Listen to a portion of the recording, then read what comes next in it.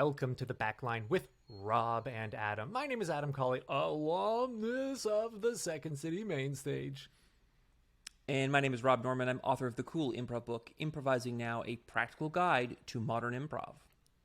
I think when people first start listening to the podcast and they hear our intro, they get a clear sense of the difference between the two of us. I have a little fun. I bring some joie de vivre to the show. And you bring this kind of robotic, binary, cold, real dark presentation. I think it's pretty accurate. Okay, so I'm not sure how it's binary. I don't know what was dark about it. I just mentioned the title of my improv book. Yeah. The fact that you don't see it, I think, is, one of the major problems. But anyway, we're here for another week. Robbie, how are you? I'm very, very well. Some big changes are happening in our community from our employer, our collective employer. John Carr, who was the executive producer, the new executive producer, has now left after 14 months. So that's some pretty big changes.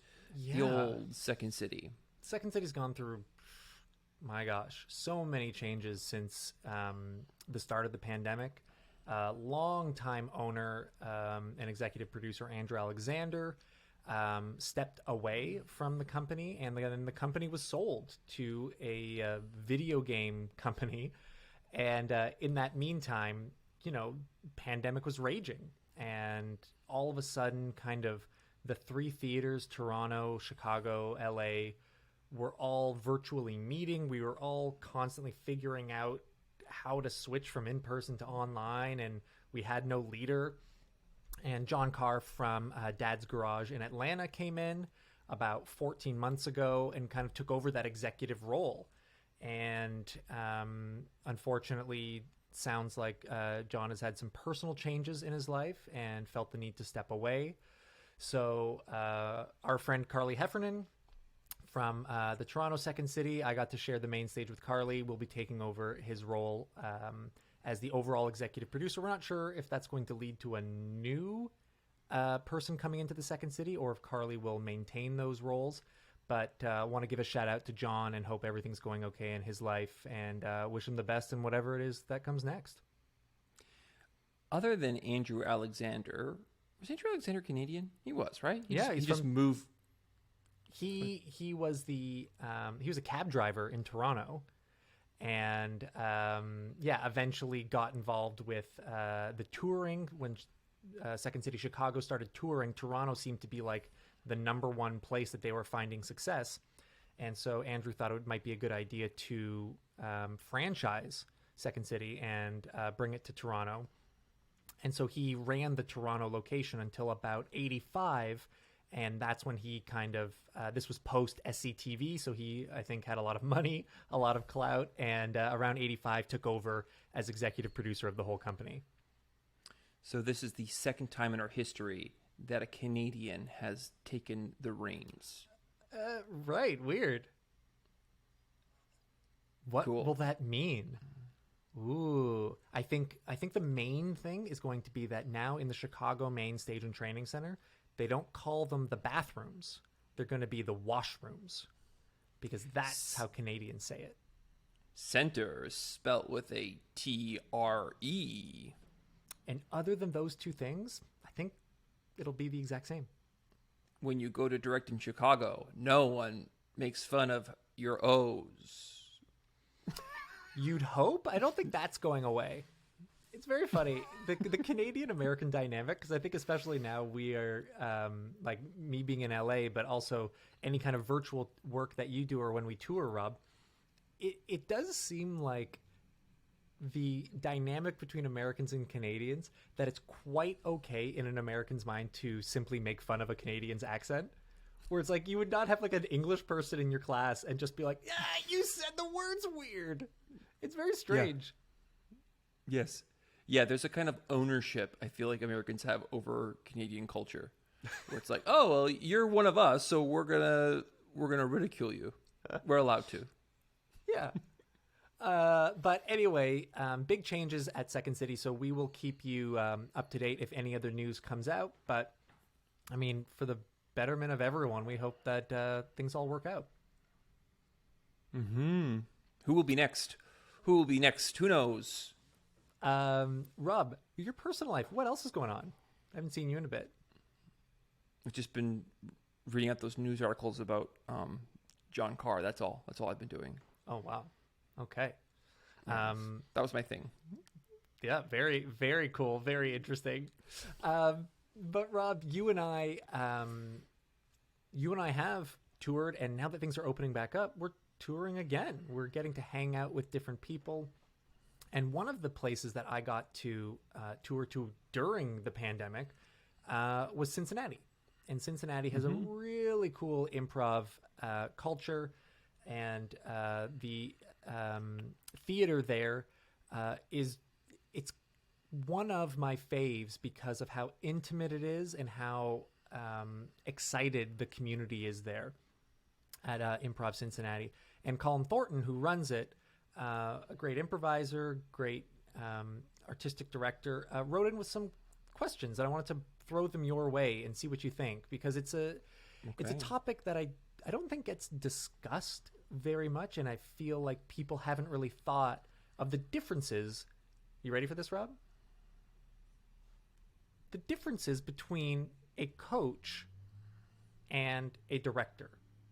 Because I think sometimes we get the feeling like, oh, it's the exact same thing, right? And so Colin wrote in and asked us to talk about that. So I thought, you and I, let's have a quick discussion. So Robbie, what is the difference? You got a coach and you got a director. I want to hire one. What am I going to get, or what should I get if I am a coach or a director coming in to do a job? This is a great question, because people are rehearsing again. You didn't come up with the question. No, I know. It's Colin's question. I'm complimenting Colin. Yeah, but as the surrogate to Colin's question, I also get the compliments. So here's proxy. You're receiving his compliments. Thanks. Okay.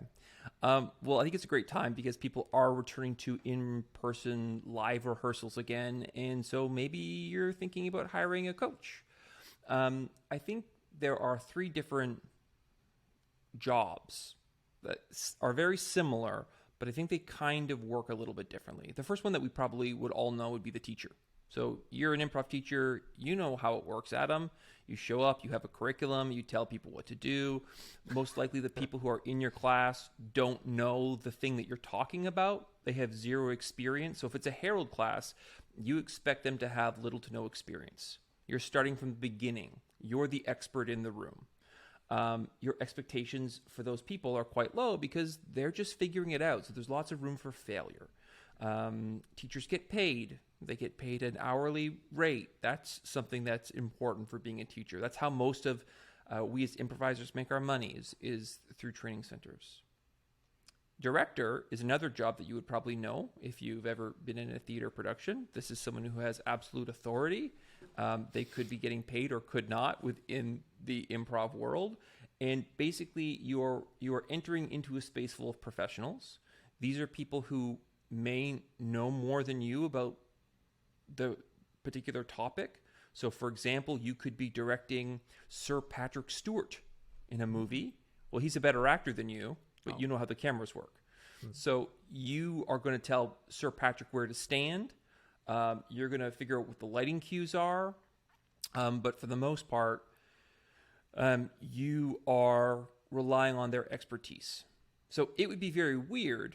It'd be very normal in an improv class to say, hey, we're going to do an acting exercise. I'm going to teach everyone how to act here in level B. It would be really messed up if you showed up to set and you're like, okay, Sir Patrick Stewart, we're going to do should have said now. I want you to work on your reaction time. He'd be like, what are you talking about? So there is a different relationship there. The director is kind of a formal role to look at the kind of final product of the show and just to figure out what you want it to be. Also, the director probably has a vision of how all of the pieces kind of work together. In between those 2 jobs, there's this other job, and that's what we call the improv coach. And it is a very tricky job because you could accidentally veer into one of these territories. So becoming a great coach is really figuring out what the boundaries are of your job. So a coach is basically someone who is dealing with someone, a team usually. They're brought on by a team, hired by a collective of people. And you are kind of like a personal trainer. You're there to help people achieve their individual goals. So I show up to your team and I say, what do you guys do? And Adam says, we're a Herald team. And you go, cool. My job is to get you guys better at the Herald. What kind of Heralds do you want to do? And they describe their form, or they describe what kind of openers they like. And you try and improve those things. It's very possible that you could be coaching a team who has less experience than you. It is very possible that you could be coaching a team who has more experience than you. Which, when we were coming up, was just how it was. There weren't a lot of people doing Heralds. So if you wanted your team to be coached, you had more experience performing Heralds than the people did coaching or directing or teaching Heralds. But most often, I would say, if you're coaching, you're usually coaching peers or people who are very close to your peer group. And that changes the dynamic of what happens in the room quite a bit. So in a weird way, you kind of end up being, if not exactly equal, somewhat equal to the people that you're in the room with. So those are the three different jobs that are all very similar, but have very different rules associated with them. Yeah, and it feels like a lot of the potential problems or issues that can come up between the team and the teacher / coach / director is when these responsibilities maybe kind of bleed one into the other, and a coach starts doing a little teaching, or a teacher starts doing a little coaching, and all this kind of stuff. So let's see if we can break it down. How does one coach? I mean, I think if you are an improviser, you've had a teacher, you've seen what that looks like. If you've been in a show, even a class show, you've kind of had that teacher become a director. But the coach is not something that everybody has experience with, either doing it themselves or being coached. So how do you do that? How could you talk about it from both sides? What do you expect as a team, and what do you expect as a coach? So I think if you're coaching someone, yeah, you are training them. You're trying to strengthen their improv muscles.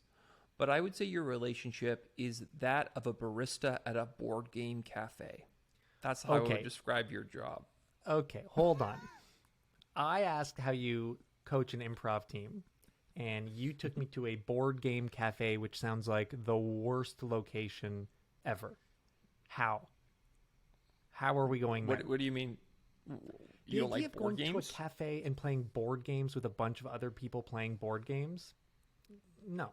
You don't want to do that. That's like going to a cafe and you're all watching a bunch of movies. It's like when you're watching a movie, you need everyone else to not be watching a movie near you. Everyone should be able to be in the same space and do the things they want to do. But if I got a table beside me hooting and hollering while they're playing Clue, I don't want that. So you've never been to a board game cafe? I've seen them from the outside, and I went like this. I went, and I looked in, and I said, no, thank you, never again. And you also feel that way about sports bars?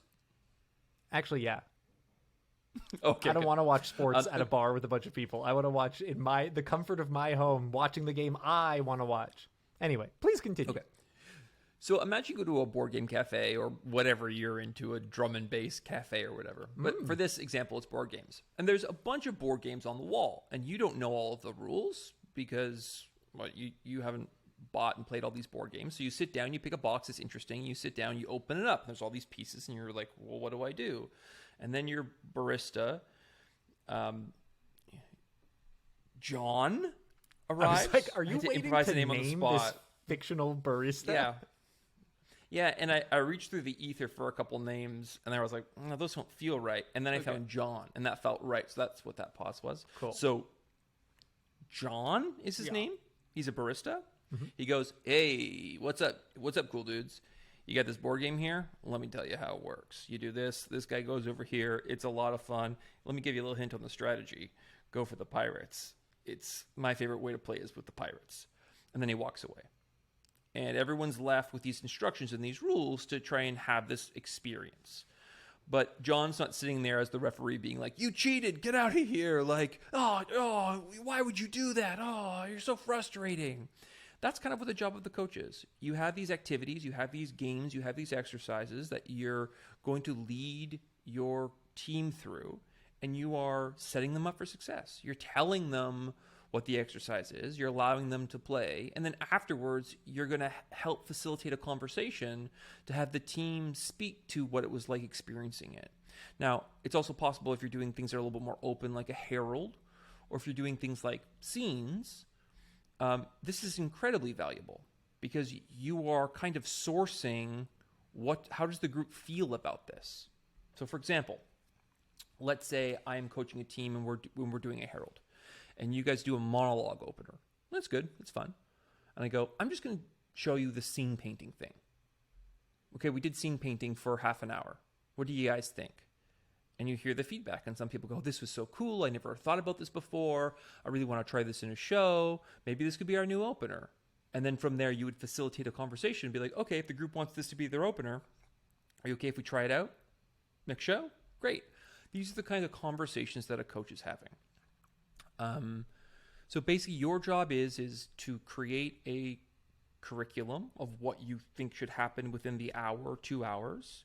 These are a series of activities for people to play. I would suggest that you write it down if you're new to coaching. You and I probably wouldn't maybe necessarily write down what our curriculum is because we've done it enough that we have a bunch of things at our fingertips. But when I was starting, I wrote out every single thing that we were going to do. And you're going to take people through that experience, and you're going to figure out how to best serve the individuals or the group itself and try and make their wishes come true. Yeah, absolutely. And I mean, the idea of writing things down, it's like, well, that's up to you. I think something that for me, I definitely write down is something afterwards. Because if it's a week, 2 weeks between coaching sessions, and you come in as the coach and you're like, so where were we last week? I'd be like, that's your job. You keep track of that shit, not the team. Yeah. So being able to just, however you work, right? Everyone learns and remembers in different ways. But for me, I know I won't remember. And so I have to write it down and say, here's what we worked on. Here's how it went. And here's what we talked about working on for next week. How that comes to be, you might not need 10 points of exercises of how to do it. But if you've got some experience, you might know, right, I know we're working on three-handers, three-person scenes. I know how to work on three-person scenes, but I know that was the progression from last week. Because, again, part of this is, for me, it's preventing that infighting. Right? And when there's a group, especially a group that's dealing with some art and comedy, there's going to be disagreements. And I would much rather the group be frustrated with the coach than with anybody else on the team. And if the coach can be that kind of outside eye and the one that says, look, I'm not on this team, but I'm going to facilitate how we go from point A to point B. Then afterwards, when the team's out for drinks, I could care less if they're like, Adam was so like this today, and I wish he would understand why walk-ons are the main thing we should be focusing on. But great. That allows for them to bond about being in a disagreement with me. So not having a coach can really lead to some problematic things for a team. In Toronto, there was often this phrase people had, drill the skill, right? You really want to any kind of sports practice, you do drills, right? You kind of simulate game-like or performance-like scenarios, and you work on skills, kind of repeating this one element of a scene or an opening, whatever it is. Is that something you recommend? Like, how do we do this? Yeah, I mean, I think drilling the skill is valuable, and it might be something that you do if you're an experienced coach. But really, that kind of comes back to this idea of teaching, and it can get a little bit tricky. So, for example, if I was teaching a class on the Herald, I would be drilling skills. I would be having people run activities over and over and over again because they're new to these activities. They don't have the skills in their bones. If you have a team, for example, I'm just thinking about a Herald team, which is most often where we would see these coaches. You don't really see a lot of short form coaches for some reason. That just doesn't happen. It's usually a long form team that's the same group over and over again practicing. I would say it kind of comes back to this issue with Second City Conservatory auditions. What? I know, we're going on a ride today. The barrista's name is John. So I spent a lot of time on these panels for people to get into Second City Conservatory. So can I just give a little context, Rob? Yes, so of like course, for a of Second course. City conservatory audition, it runs very similar to the general auditions if you want to be an actor at Second City. And I think for us, we've been on a few of these panels in a variety of theaters, and they all kind of work the same way. But in general, you're put together with a group of maybe 6 other performers.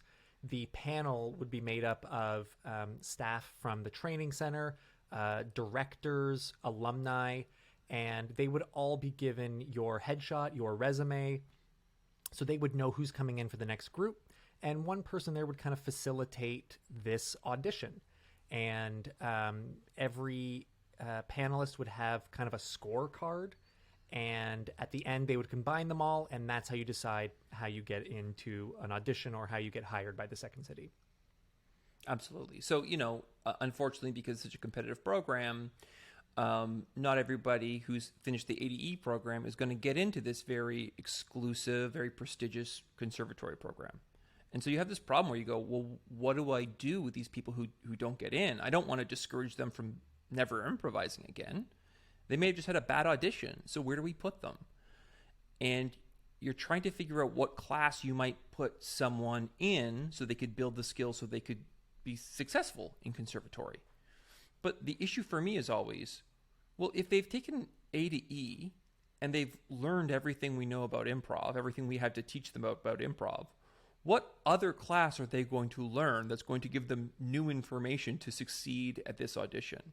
And I feel like when you're coaching, you're kind of dealing with the exact same thing, which is like the people that you're inheriting already are trained. They've received all of the training. So you're going to teach them something that they already know over and over and over again. Maybe, but that can be very frustrating if you're on a team and you have a coach who just keeps making you do game of the scene drills over and over and over again. You guys got to get it. You guys got to get it. I really feel like that's something that maybe a coach might do, but more valuable to me would be creating a shared mental model. And that's a way for us to describe what are our goals. On every team, there's going to be push and pull. So I think most often your team already has all the skills they need. They're just not using them because it's more about taste than it is about ability. So let's say, for example, you have a team where you have one guy who's really jokey and saying jokes all the time. I bet he has the capability to not do jokes. I bet he has the capability to do scenes because he's trained. He auditioned for this team. He got on this team. He definitely has some kind of ability. It's just his idea of what the team is different than the rest of the teams. So teaching him something he already knows may be effective, but probably would just be very, very annoying. The thing that I'm looking to do is, can I offer you activities that create a kind of bond for everybody? And you can feel this in coaching sessions where you offer maybe a new exercise, a new style of scene, a new style of opener, and everyone just gets super excited about it. And everybody's instantly on that same page. They all want to do it. And they all see the thing that you're offering, and they're all excited about it. There's also other times where you offer something and they go, we all hate this. We never want to do this again. And you go, yep, okay, no problem. So, yes, if I'm coaching a team, I don't want to make it feel like this is you're going back to level B to learn the basics of improv. I think if I was on a team, that would be very frustrating. What I'm looking to do is offer you something new and hopefully get you and everyone on your team all on the exact same page, all with the exact same goals. Yeah, and I think people underestimate how beneficial that is, because something that makes my skin crawl is being backstage in a show I'm going to do and someone says, "All right, so what are we doing tonight?" I'm like, should we not have talked about this? Because, yeah, we're all good performers, but it's going to be messy and dirty. And it's like, fine, depending on the show you're doing. But watching a team where everybody seems like, I know what I'm doing tonight. I know what the goals are. I'm not thinking about, oh, what structure should we do? I'm not panicking before the show. I'm excited because we're all on the same page, about to attempt something. And as you said, that shared mental model, we've all got the same goal. So it becomes so much easier to prep for your show and to perform your show. Any anxieties you have nothing to do with what you're about to do on stage other than the actual improv scenes. But it also makes it super clear when someone or a few people don't follow through with the goal. And so it becomes less about, when you talk about being a teacher versus a coach, a coach can talk through what happened, what prevented you or you two from following through on what we talked about, versus teaching them that their improv was wrong, and treating them like they're back in level B. You can be like, hey, we all agreed that this was the goal. You two kind of went against it. Let's talk it through. And again, having the coach say that prevents people from the inside feeling the need to give notes to each other or to give feedback to each other, because that can get a little messy. So I think we underestimate the non-rehearsal aspects of what having a coach can do for a team. Yeah, and I think, like, you know, if I was thinking about teaching a class in screenwriting, here's the format. Here's how you write a screenplay. This is how you have to do it, right? That's probably the tone I would take. But if you were sending me your screenplay and it didn't have that format, I wouldn't explain to you how the form of a screenplay works. I would be like, oh, cool, Adam's doing something that's outside of what's typical.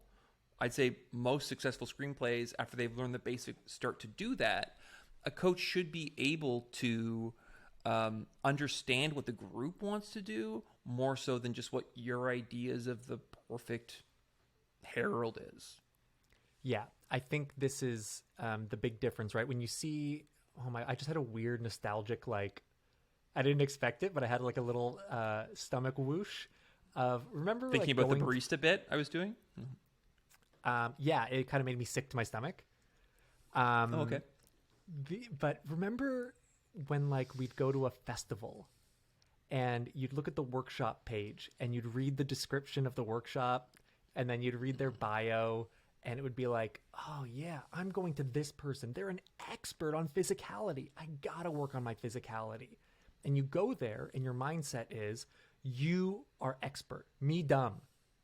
Tell me everything you got. But with this coaching idea, I think coaches really need to take a step back and be like, it's not that dynamic. This isn't you all-knowing expert, team dumb. This is me dumb. Yeah, I'm here for you. Whatever your goals are correct. It's my job to figure out how to get you there. And that's where my expertise, in air quotes, comes into play. Because it's not about, oh God, Adam really figured that out for us. He taught us all of these things. He really improved us. It's, wow, Adam really got us to where we would need to be, or where we asked him to get us to. That's the goal. So even if it is, hey man, Adam, we love musical improv. We really want to do this. And I'm like, in my head, I'm like, fuck, I hate this. It's not about me. It's about, am I the one capable to do that for them? If so, great. If not, hey guys, I don't want to waste either of our time. I'm not the right coach for you. And hopefully, if you are thinking about becoming a coach, or a team has approached you, you have that little interview ahead of time. And you say, what are your goals? And if you feel like you're suited to help, great. But if you're not, that's a forced relationship we really don't need. Yeah, and I think this is part of that economic structure of what the Herald gives us, because most often you're being paid by the teams themselves. So you are literally their employee. Right. They can fire you. They cannot bring you back. So you are constantly in service of them. Absolutely. And just to finish that point, if you are the team, the coach really does want your feedback. If you're not enjoying something, that's not going to hurt their feelings. It's just like any relationship. When you're honest and upfront, it's like, oh my gosh, I had no idea. And I wouldn't have known unless you told me.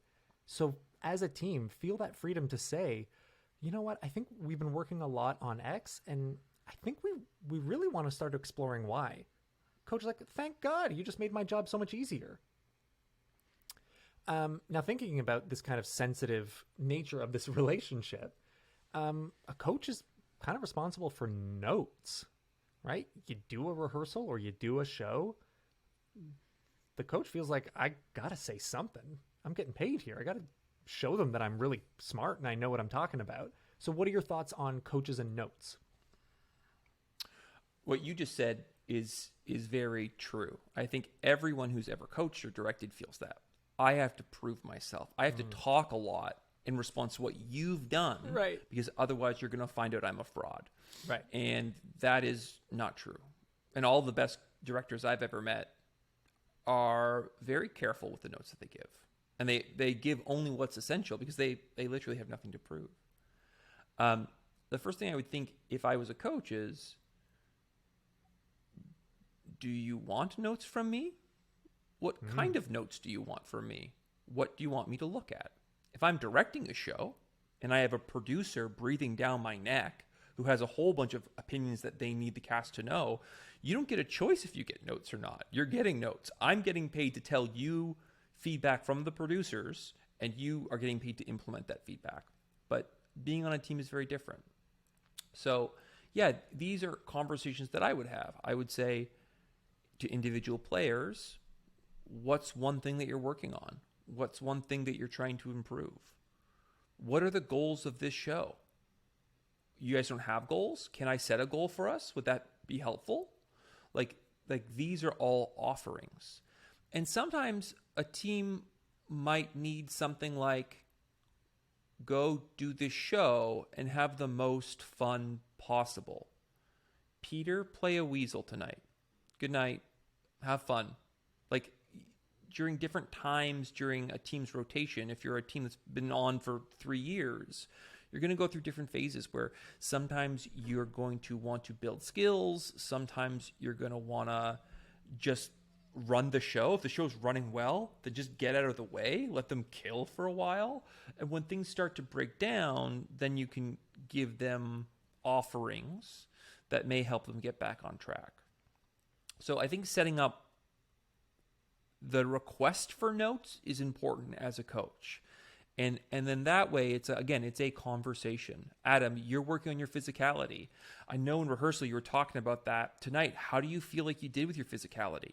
I actually felt really good. It's the most physical I've ever been in my life. I'm thinking, you didn't move once. But Adam's saying he's feeling very proud of his work. Great, man. Well, if you still want to work on this, I think we can even offer you more things. Yeah, I want to get even better. Great. That's the kind of dialogue we want to have in these notes sessions. And I would just a reminder for everyone, 3 things. That's it.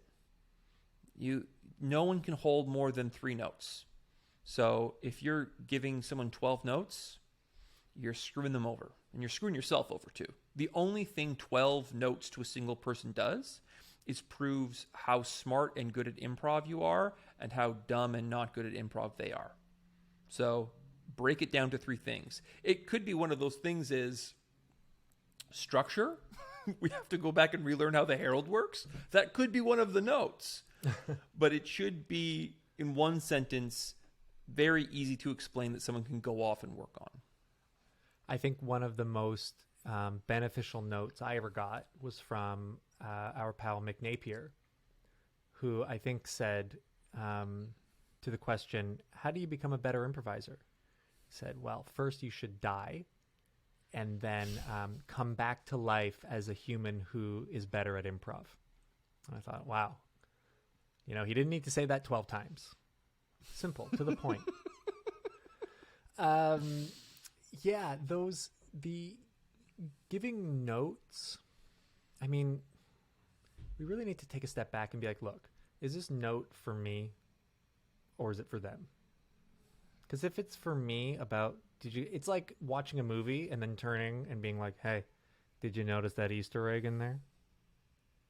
Did you notice what I noticed? He's about to say this line. Yeah, he's going to say this next. Mm-hmm. Yeah. Where the way you phrased it, a lot of these improvisers, they know. They know if the show went well or not. They know if they achieved their goal. So just posing a question even and allowing them to make the discovery and them to decide how they want to make adjustments or if they want to make adjustments. Empowering the team rather than being this nag who's desperate to show their abilities, right? As an outside eye, look how amazing I would be if I was on the stage tonight versus I'm actually doing this for you. I think that's a tough thing for especially newer coaches to learn. Yeah, and I think like you're totally right. We have the feedback of an audience. Like you think that I'm going to go crush in front of 100 people, rolling laughs. You're going to come backstage and be like, guys, that was one of the worst shows I've ever seen. You guys got to pick it up. You'd be laughed out of the room. You'd be like, what are you talking about? I don't care. We crush. You can say whatever you want. You're just bumming us all out. If we stink, it doesn't help for you to come back and be like, wow, that was really bad. We already know. I mean, maybe the opposite is true. I mean, we used to do this. We used to play without a coach, and we would do these shows. And you, me, and Jason would be backstage. Jason Droster of the podcast. We would be backstage and be like, oh, that sucked. We missed this scene. What went wrong? Oh, that was so bad. And then we'd walk into the lobby and everyone would be like, best show I've ever seen, man. You guys killed it again. Yay, everyone's cheering when we come out. And they weren't like being nice. They actually meant it. And so maybe that might be a helpful thing for a coach to do if people are beating themselves up to maybe readjust their reality a little bit. But for the most part, we don't need you to tell us if things went good or if things went bad. Yeah. Can you kind of give us a quick rundown of like, someone's never coached, they're listening to this podcast and they're like, so what the hell do I do? Like, should a coach participate in the scenes, in the warm-up? Like, can you walk us through, like, what happens in a coaching session? You walk into the room, talk us through it. Well, I mean, you could participate in scenes and you could participate in warm-ups if you wanted to. I think that would be an insane thing to do. Like, I can't imagine being in a class or a rehearsal and be like, hey, everyone, step aside. This is how you do it. I would catch on fire. I wouldn't be able to handle it. I think, you're hosting a party. So get into that mindset. But the party just happens to be each week in a basement where you're rehearsing improv.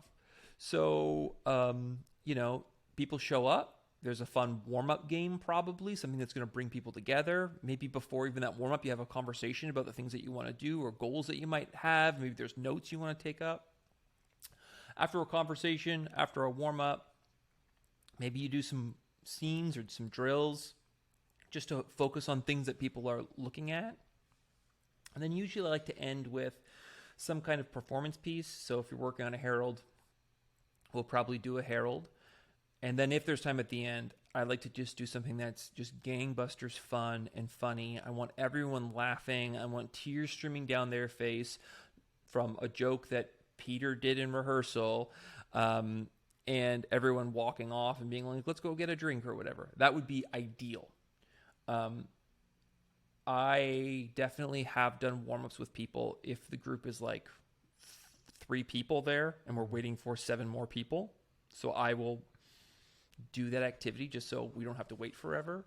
But yeah, I mean, I want the lightest touch possible. So I don't want to be involved in the fun. I want to set the fun for you guys, and I want to just make sure that things run smoothly. Other than that, it would be great if I wasn't there at all. I think the team feels most that people way say too. that actually. Yeah. Well, cool. Yeah, and I mean, look, you will develop your own style every team is going to be different. The needs of every team. Sometimes teams have the most energy and you need to calm them down. Sometimes teams have no energy. Everyone's worked all day and you need to pump them up. You will learn as you go. And I think getting experience is kind of one of the only ways to get better at this thing. And so give yourself a break, right? Be honest with your team. Have the team be honest with you. If things aren't working, holding that stuff in, it just leads to further resentment. Like, let's just talk it through, because it's not about the individual. It's not about the person.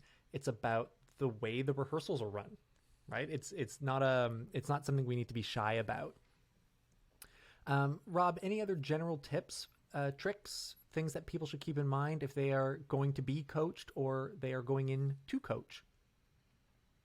Yeah, I mean, I think you kind of touched on it before, but like when you step into that role, anytime you direct or teach or coach, you know, you're no longer you anymore.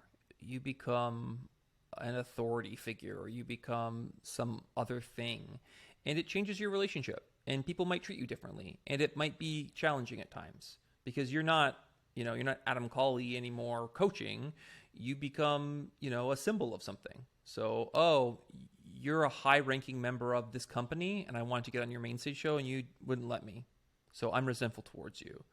Or, you're someone who thinks who knows everything. Absolutely. I think keeping those keeping things separate. Like, for example, I would never go have lunch with the team I'm coaching, maybe on a special occasion or something. Because the reason for that is because people want to talk shit about you.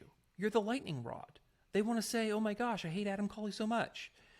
So give them the space to do that. That's awesome. And it's better that they're blowing off steam together against you than for them to be doing it at each other. So absolutely, yeah. Keeping things separate, I think, is always very, very helpful.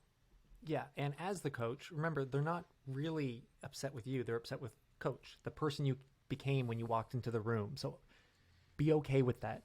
It's very much an okay feeling, and it just intensifies that bonding. One thing I will add, ironically, is just be aware of how much you talk. Because as improvisers, we love talking. And instead of doing this in front of the team that you're coaching, you and I decided to do it to each other. And people can pick and choose when they want to fast forward. But just be aware that these people are improvisers. They like to perform. Just keep an eye on how much you are talking. Make sure you are there on time. Do not make your team wait. They are paying you. You're lucky to be considered a coach. So please treat it with care. Treat the team with respect. Things like showing up 10 minutes late with a fucking Starbucks sandwich and because John was late, the barista. Just be aware of everyone else's time. And I think that's true on the other end too. If you are one of those team members, don't make your coach jump into an exercise because you're not there yet. Can I cool. say one more thing? I want to add on to that. I want to add on to what you just said. Also, if people are always going to be late, so I would never wait to start a rehearsal. I always want to make sure that I put something so fun off the top that when people are late, I'm not wagging my finger. Oh, you're late. You disappointed me. The party already started and you missed out, dude. Come on, get in here. Like, I would rather people show up early because they're having so much fun off the top than to make this feel like school where I'm browbeating you for being late. Again, it's not my position. I'm not the authority figure here. I'm just the guide. I'm your employee. So if you want to be late for my job, I can't stop you, and I shouldn't. Yeah. It's I'm excited because it feels like the world is coming back to this kind of work, and it's just going to lead to better shows, hopefully more fun. And hopefully this podcast helped if you or your community is getting back into coaching. Big shout out to Colin Thornton from Improv Cincinnati. Thanks to him. And be like Colin. If you have questions, comments, ideas for episodes, you can always write in at the Backline Pod on Facebook, Twitter, and on our cool Instagram, which is just lighting things on fire. Rob, before we head out, anything on stage, off stage that is exciting you?